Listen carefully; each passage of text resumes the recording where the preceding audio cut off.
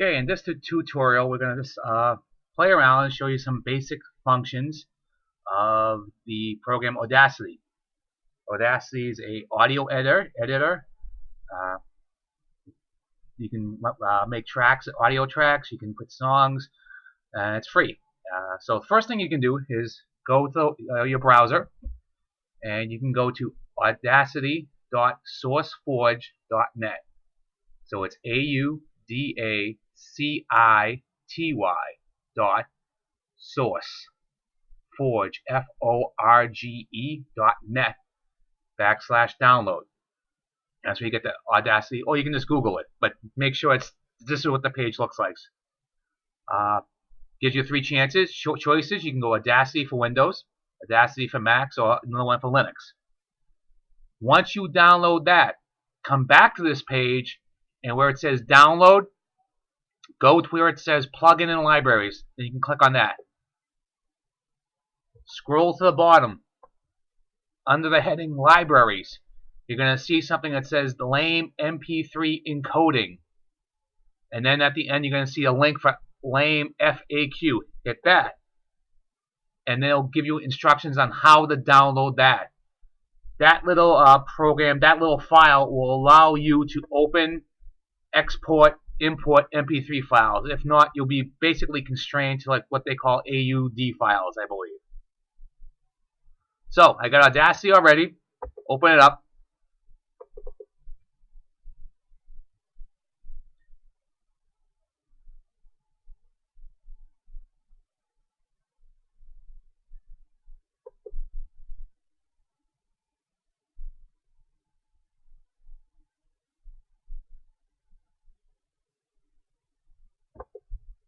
And the first thing we'll show you is up top. There's all your commands, file open, just like Microsoft Word, just like every other program you have. The buttons they have is pause, play, stop, skip to start, skip to end, and record. It's all on the left. If you work over to your right about the 4-second mark, there is your output level. That's how loud the stuff is coming out of the program. It has a mic speaker icon. To the right of it is your input level and has a mic icon next to it. It also has -36, -25, -12, and 0. You will see a red level go up and down on the scale. You want your level somewhere between 12 and 0, probably right in between 12 and 0. Anything over 0, it's basically too loud. You're basically over-modulating, and you're going to hear pops. It's going to sound noisy. So if you can keep it under 0, that'd be great. How you do that is by looking over to the next section, right above the 8-second mark. There is a slide volume control for your speakers. That's your output, and then your mic. So my mic right now is only up like 3 notches from the minus mark. If you need to increase it, fine. If you need to delete it, to reduce it, you can do it that way. Now I'll give you a demonstration. The easiest thing you can do with this is record your own voice. As long as you have a microphone, I come over, I hit the record button, and I start talking. Now if you notice, my waves will move up and down depending on how loud I am. If I stay between 0 and 12, you can see my entire wave. If I get too loud, you're going to see my wave get bigger and too loud. And so that's why I mean you want to keep those waves so you can see all of them. I hit the space bar and stop. So space bar acts as a start and acts as a stop button. So there's my file. I recorded myself. I just want to check myself. I click anywhere on the file. I hit play or the space bar, hit the record button, and voila, that's me. Alright? So, there's 2 ways you can save this. You can save this as a saved project. The only thing about that is that it will save it as an AUP file. That means it's a file that Audacity can only open, which is fine. If you're playing around with it and just building a file right now and it's not your final project, you could probably just keep it this way. The other thing you can do, because you downloaded that file, that secondary file we talked about at the beginning, is export it. And if you export, you can export it as an MP3 file. So I'm going to name it test. I'm going to go save as type, and there's a whole different things. You can save as a WAV file. Now remember, WAV files take up much more space in terms of your computer than MP3 files. MP3 files, just think of it this way. Instead of taking the entire file, they take like every fifth, fourth piece of information. So that's why it's a smaller. It also has AAC files and Windows Media files. I usually stick with MP3s because MP3s can go anywhere, Apple's or Microsoft stuff, Windows stuff. So I save it. This part you may want, you may not want. It just provides textual information to whatever player you're playing it in. So I could, if it was a song, I could add, the artist name, the track, the title, and then when I would play it in either iTunes or Windows Media Player, that information will scroll across the bottom or show up with the album.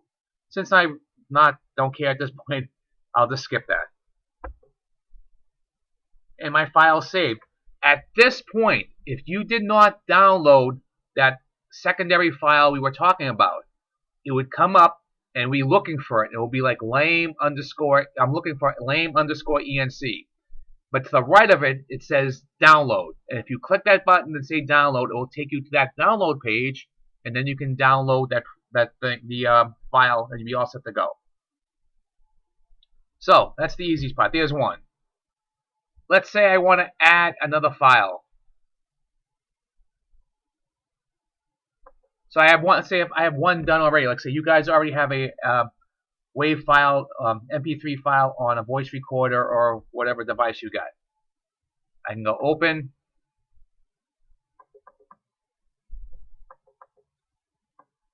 I find it on my desktop and I named it import. And there's my second file. So let's say I have my file here. So this is like, the first file open up is like one interview I had. The second part might be the second part of my interview. So I want to combine both of them. So I would select the part of the file I want and then go edit, copy,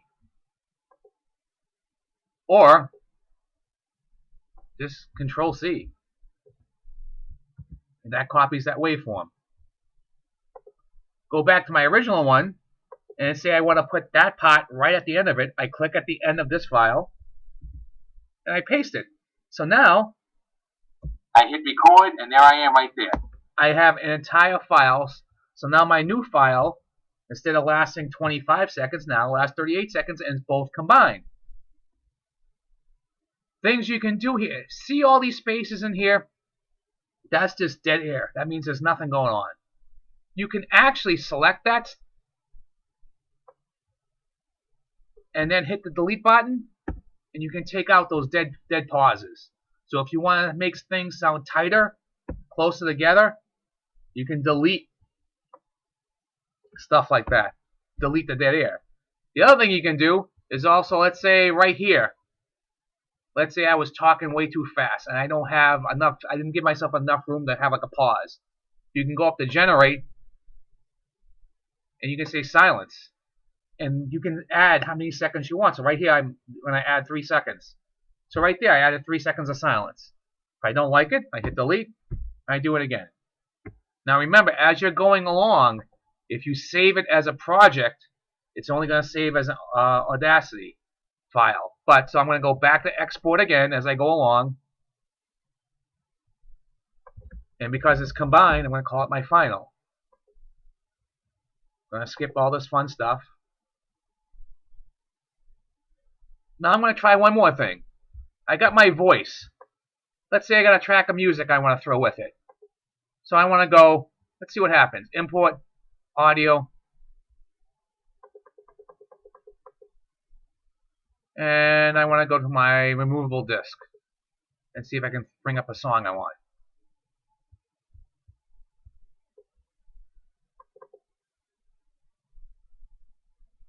So now I got 2 tracks. Me and the song. So obviously, because they're both lined up the same way, they'll both play at the same time. Some might be a little louder, your voice might be a little softer. So what you can do is come up top, go to tracks, and say mix and render. So now it will compare, it will add both of them. Start talking. Now, if you notice, my waves will move up and down depending on how loud I am. If I stay between 0 and 12, you can see. So now it kind of reduced the music a little, so you can hear my voice, and there's like a voiceover on it. So you can do it like that. But again, you can also adjust the volume and stuff like that. So let's say I didn't want to do that mix and render. Other things you can do is, let's say at the end of me talking, if I want to fade it down to a silence, I select the part I want to slowly fade off. I can go into effect, and you can pick anything you want. So you can add, you can reverse it, you can make your words come backwards. You could fade it out, you could fade it in, you can add echo. So if I go fade out, if you notice, my levels are going to go. Will fade out to 0.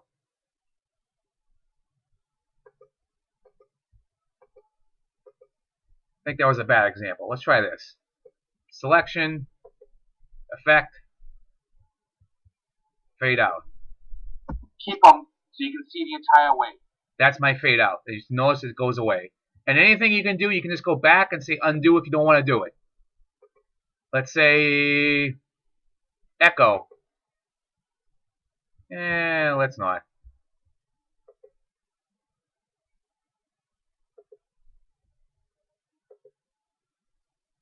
Keep them so you can see the entire wave. So you can do different things like add different effects to it and stuff like that.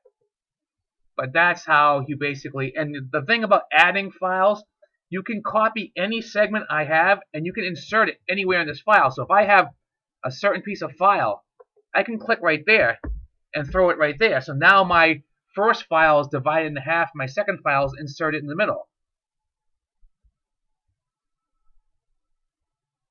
Depending on how loud I am. If I stick. And again, I just remember keep exporting it out. Overwrite it. And there you go. So again, that's a basic tutorial on how to use Audacity. Remember, if you save as project, it's only going to save it as an Audacity file, and you can only open up in Audacity.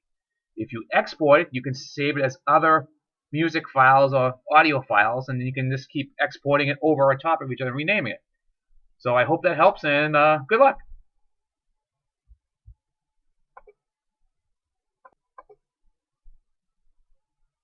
Oh no, I didn't save it. Oh, yeah, you did. No, you didn't.